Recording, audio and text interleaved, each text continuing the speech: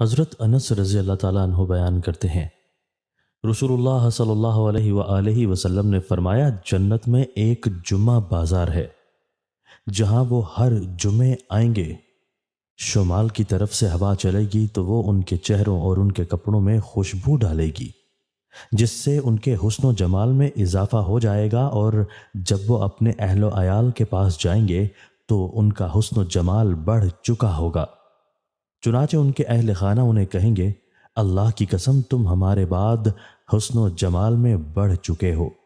وہ کہیں گے، اللہ کی قسم تم بھی ہمارے بعد حسن و جمال میں بڑھ چکے ہو۔ حضرت انس رضی اللہ تعالیٰ عنہ سے روایت ہے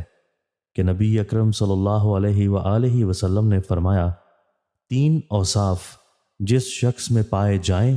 وہ ان کی برکت سے اسلام کی مٹھاس محسوس کرے گا۔